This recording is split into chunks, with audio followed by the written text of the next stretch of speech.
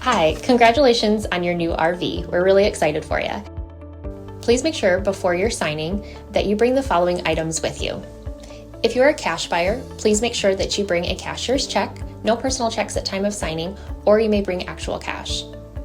If you're a finance customer, please make sure that you bring proof of insurance listing your specific lien holder. If you need that information, please call us ahead of time. Also, make sure that you bring all valid driver's license of all persons that will be listed on the title.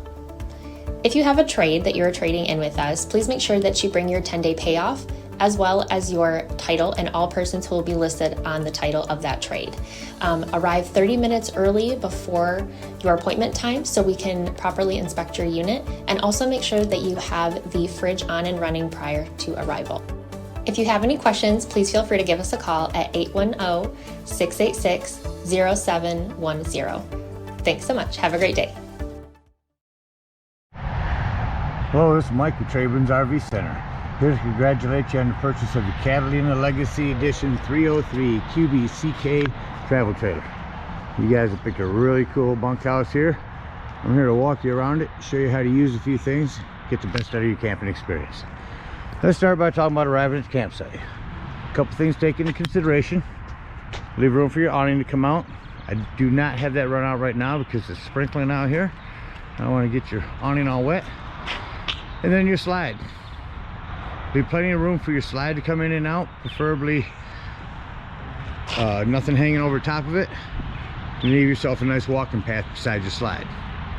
Then I want you to think about where your water and power connections are going to be. Your power is going to be all the way at the rear of your off-camp side or your driver's side of your tow vehicle. And your docking station is over toward the campsite,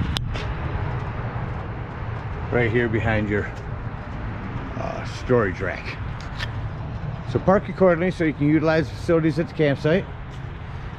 Once you arrive, first thing you do is unhook your hitch and get your unit level.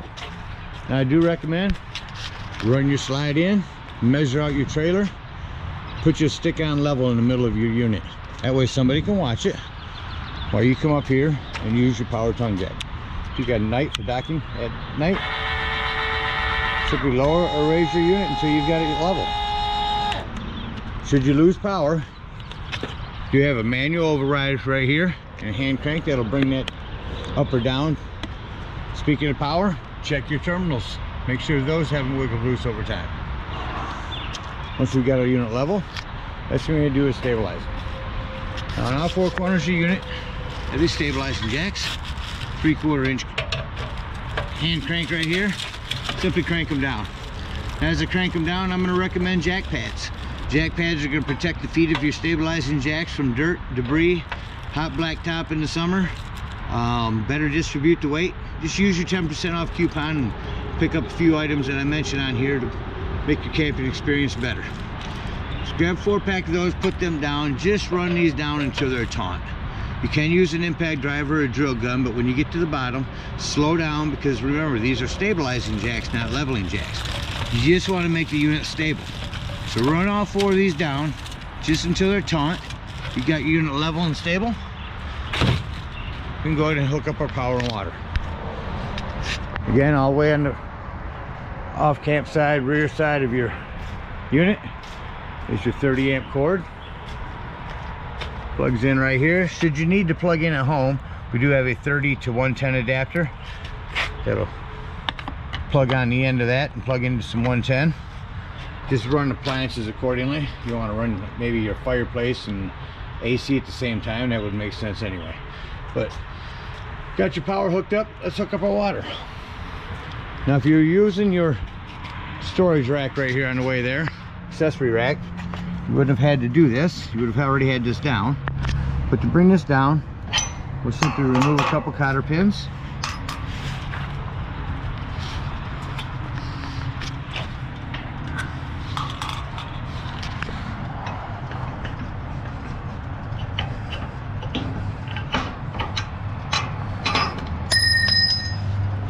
And slowly let this down.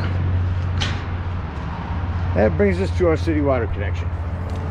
First and foremost, your water pressure regulator. This water pressure regulator is going to reduce the water pressure to 40 to 50 psi, protecting the lines in your unit. Always use this when putting water into your city water connect or your black tank flush. Hook this up, hook your hose up, but don't turn the hose on yet. You're gonna come up here in your campsite above your tires. Here's your hot water heater. All we're doing at this point is making sure our drain plug's back in. You may have left it out from last time you were camping. Get that back in there nice and snug, and then you can turn your hose on. Once your hose has been on for a little while, go inside and open up your hot water tap. That'll release the pressure, all the air out of the lines. Once water's coming out of there, it won't be hot yet, but once water's coming out of there, shut that off, and then you can turn on your hot water heater from indoors. There is an on-off electric element here. The only time you ever want to turn this on is when you're hooked up to 110.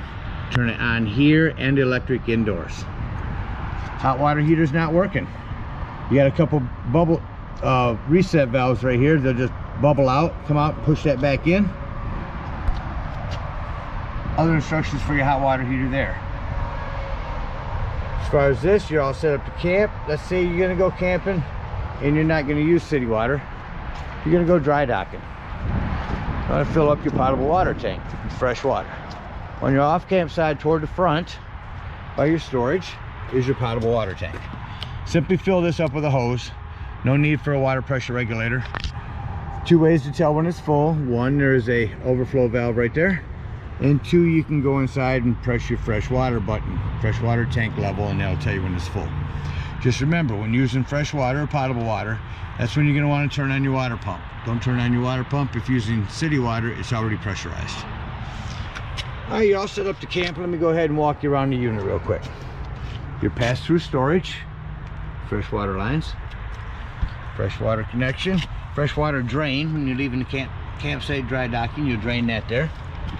There's your cable and satellite connection for the campsite. Here is your slides, have this wiper on them. To add longevity to the life of those, there's a fluid that you can apply to those to keep them pliable. It's the main thing you want to do with those to make them last longer.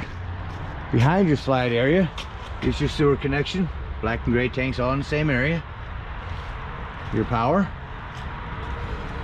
On the back again, your accessory rack. Unit is prepped for a Furion backup camera. Device you can purchase that can sit on the dash of your tow vehicle, give you a backup camera for the unit. You have an outdoor shower here. A spray port with this big long hose that goes on there. Again, your city water connect. Your outdoor shower, your handle can sit up here so you can actually be high enough to take a shower. I believe this is all just storage in here. This is your outdoor kitchen. Press down on both of those to bring that out. Should have a cord right, or LP hose right there. Connect right on there to the back of that. And then here is your quick connect LP.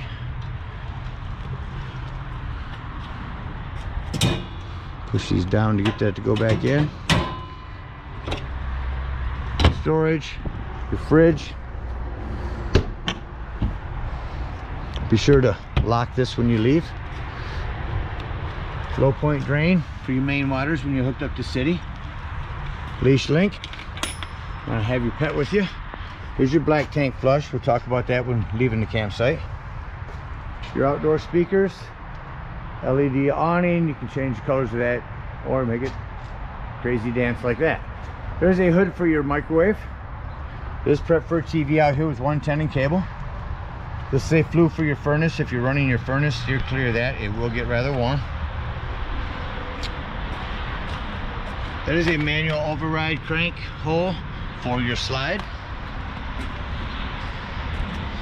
Rest of your pass-through storage.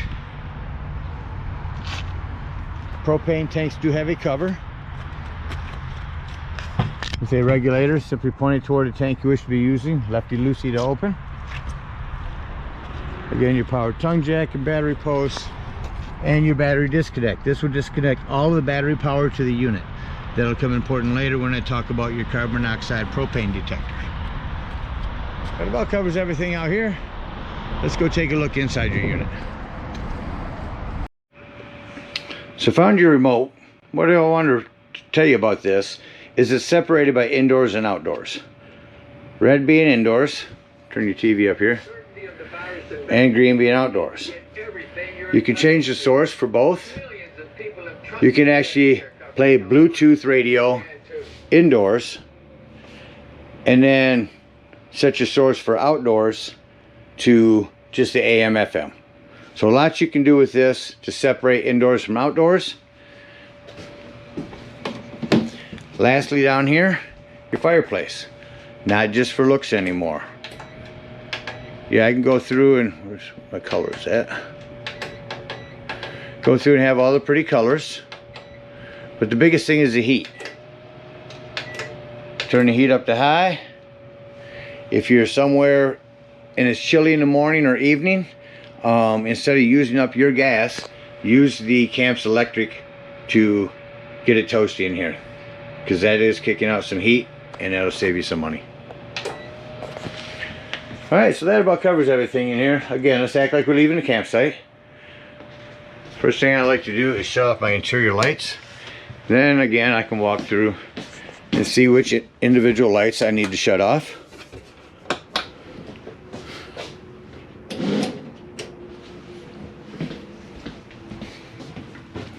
I know both of these are one touch.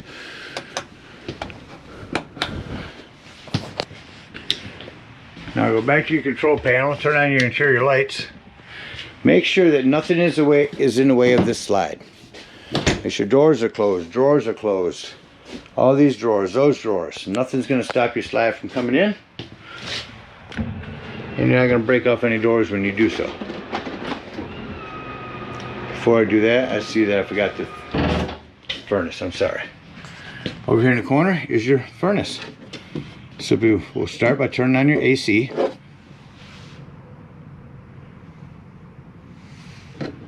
Might be too cold in here already for it to come on. But my point was the AC is shut off quick. Now I just turn on your heat.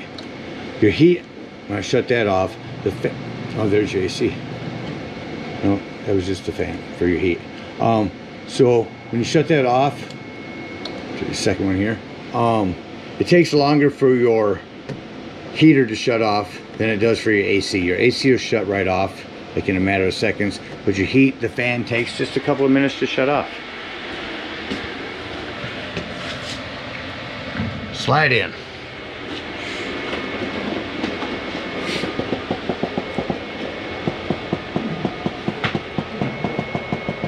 Smoke alarm.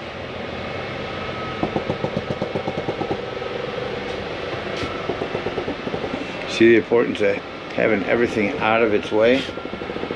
That door closed, these drawers closed. So utilize every inch. Alright, we're all the way in. Shut off our interior lights. Head out of the unit. Now as far as these exterior steps, you want to make sure your door is all the way open before lifting these up, or this will catch on your door. Set them up in. Turn your handle here. That's going to lock you in. Lock and deadbolt your door. You don't want the horror story of your door coming open as you travel down the road. Go unhook your cable and water. That's where I like to start, because that way I know I can dump all of my waters. Come to your hot water heater. Open up this pressure release valve. That's going to drain all the water out of your hot water heater. Come down, pull your drain plug. That'll drain just a little bit that's left in the bottom. Come over here to your low point drain and open up both of those.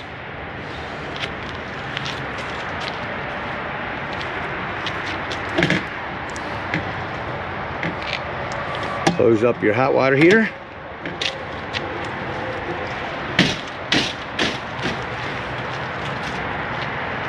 Unhook your water. We've already done that. Bring up your stabilizing jacks and head on up to the dump station. At the dump station, you take the sewage hose, comes to your convenience pack, hook it up right here. First handle you're going to pull is sewer outlet. That's going to be your black handle. Now after that sounds like it's no longer draining, you're going to come with the hose from the dump station over to your campsite, again with your water pressure regulator, and go to your black tank flush. Hook this up with your black handle left open Turn this on for a good 5 minutes. That's gonna wash out your black tank, get all that nastiness out of there. Go ahead and shut off your hose.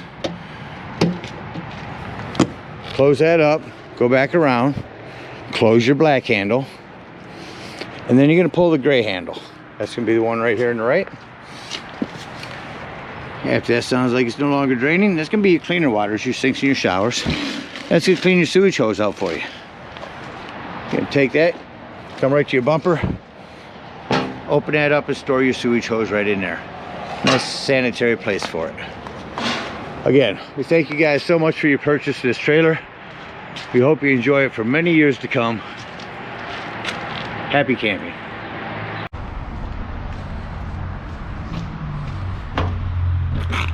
So first thing I like to note when I come into a unit is where the fire extinguisher is. I think it's important that you and everyone that's camping with you knows that the fire extinguisher is located at the entry doorway. Coming up on the wall is your control panel. Here's where you check your levels, your battery, your fresh. There's when you fill in your potable water, that's when you can tell when that's full. Black and gray tank.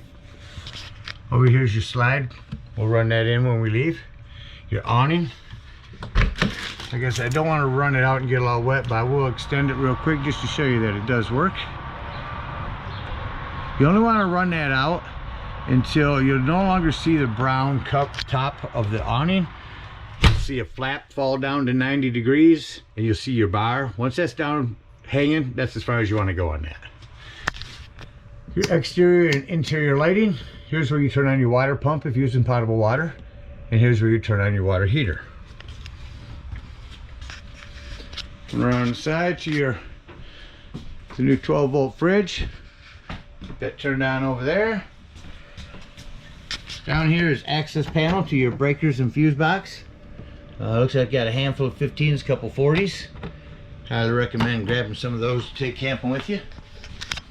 Your self-explanatory microwave. Stovetop has a light and a fan. This glass top makes an excellent backsplash. A panel light that when you turn your gas on goes from blue to red. Hit your spark when your gas is turned on, that'll come on in here. Shut off. Also for your oven, same thing, turn it to light here, hit your spark here, no pilot light anymore, and a light for your oven. Couple USBs to 110, another 110 there. Go back around your living room real quick. Your individual lighting. Of course, you know you can lift your table out, set your table on these wood blocks around there, remove your back cushions to put on top of that for a bed. More individual lighting up under here. Here's sofa, of course, just a jackknife.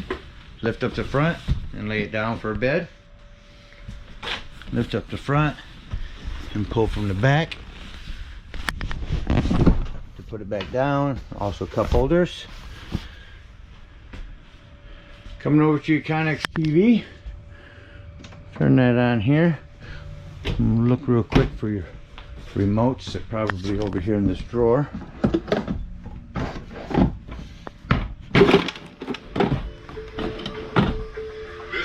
Here's your television on. Your car broke down. Got a remote around here somewhere, but let me turn this down and show you what you can go through here. So up top you can go from TV to AV. Magical place. It does seem to make any. Let it switch so it'll be quiet here. HDMI, 3 of those. Bluetooth compatible. Your FM radio. Right now at Showcase Mitsubishi. You can scan that. Back here again to these, to media. Put that back in TV for you. And shut that off. I have to find the remotes because there's something important I want to show you on those. In the bedroom, 110 and USB ports on both sides there. Prepped for a TV in the bedroom. The main lighting's here. Then you have your individual lighting under there. Come back into the kitchen again. Down here in the corner is your 12-volt carbon monoxide detector. The reason I mentioned that's 12 volt, it's always running off your battery. So if you're going to be gone for the day, nothing charging your battery, use your battery disconnect to keep this from running your battery down. In your bedroom or bathroom, I just want to mention this is where your GFCI reset is at on your 110. And back into your bunk area. This is also prepped for a television. 110 USB ports there, and of course these can lay down into a big bed here. So before I close the unit up, I like to look at individual lighting that I know I've left on. Let me pause here while I find your remotes.